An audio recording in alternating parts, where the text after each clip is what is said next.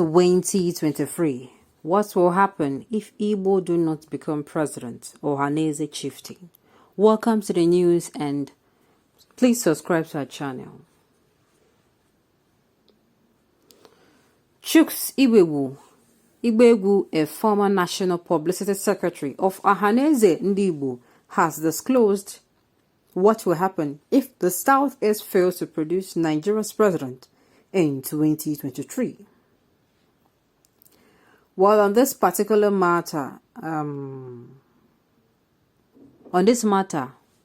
what will happen is it has gotten to the point where some regions of the country no longer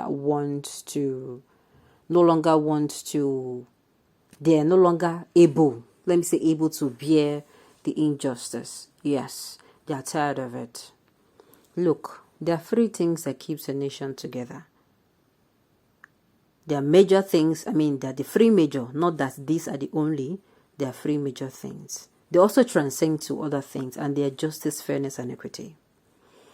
If, for instance, this issue of, zoning the presidency to any other region, I just found out that even, there's some regions that have also been sidelined, but they have not been complaining. Yes, they have actually not been complaining. Since 1999, Obasanjo was the first president after, democratic president, after the military regime. After Obasanjo, there was Yaradua who, he died in tenure. Then there was Goodluck Jonathan. Obasanjo was from the southwest region. Yaradua is from the northwest. The same place where the current sitting president is from. And then we have Goodluck Jonathan, who is from the south. So if we are going to be going by, who has not ruled, sincerely, I think for it to happen, I just wish this particular presidency, or the presidency, yes, they're actually they're looking at the best interest of Nigeria at heart. If they are doing so, they'll call together everybody even before the election. They'll call all the geopolitical zones. And of course, to do that, they will first of all have to free those who are in prison, agitators and leaders of agitation groups alike, and the person of Sunday Igbo and the person of Mazi Nnamdi Kanu and all other members who they have actually unlawfully arrested. They're going to call those people together and they're going to say, do you know what? We are going to be creating a new constitution. But before that, everybody, what are your grievances?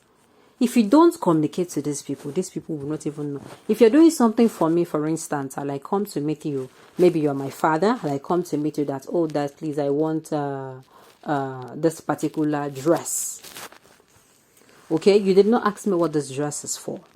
You feel maybe I'm extravagant and you're just like, and just because maybe you feel I'm going to get something that is, for instance, and not, how am I going to, not modest enough. You have not discussed with me. You have been taking it inside your mind, okay? And you do other things. You do other things for me as a person. I'll feel you're ignoring me. It is until you sit me down and say, see, I've been thinking about it. Why don't maybe the mother traveled. When your mother comes back, you and she goes to the market. That I cannot tell you what the dress is actually for school, or maybe the dress is actually for so and so. You will not know. Nobody will know the other minds. So everybody come together. We apologize to each other. We actually accept the fact that we have actually been in war. Even though the war they've been saying it has ended, we are still in war. We accept the fact that we are in war and we'll tell ourselves, look, we've hurt each other. Nobody will come and say, you hurt me more, you did not hurt me more. Please, everybody, die the matter down. Bury this hatchet. Plant in peace. Everybody apologizes to each other. Then, let's say your grievances. This is my grievances. This and this and this has happened in our region. This and this and this are not happening. This and this and this have been sidelined. Appointments, you state yours. Everybody will state theirs. Everybody has stayed there as a bee. And for this kind of meeting to hold, you are going to need to be calling, there are going to be more people from the grassroots. Few politicians, religious leaders, traditional rulers, politicians, few politicians, then more people from the grassroots that will really, really come and represent their own. Everybody's there. They will now say, okay, how do we make this work? Then solution that are going to be coming out would be what is going to, okay, on this issue of, presidency zoning, it is time we'll do it like this, all 6 geopolitical zones. This is how we're going to do it, since we have the north and the south, and we'll have the north and south, first of all. Okay, and the north and south is also, the north is also divided into 3 geopolitical zones, and the north is divided into, the south is divided into 3 geopolitical zones. Then we come look at the fact, okay, how do we do this in such a way that each geopolitical zone actually they rule? Nobody rules twice before the other. It goes round the same way, which means, for instance, if the north rules for, let's say, for 8 years, it is going to be in the next how many years where the north is going to come. I mean, the northwest is going to take, because of course the northeast will have to rule, the northwest will also have to rule. The same thing with the southeast region, the southwest, and the south-south. When that one is done, it becomes like a policy. It becomes like a law. There. Everybody agree? Yes. On to the next one. Okay, those who are crime marginalization, what do you want? What exactly is the problem? Oh, what equity?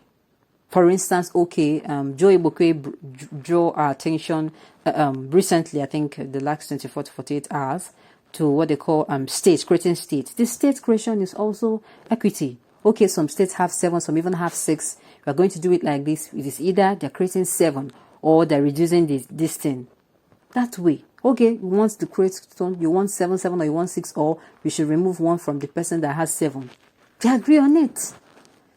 The same way. Okay, how many universities? Okay, how many industries in this place? Okay, that means we have to start looking for industries, and for this to happen, the ports, a lot of things.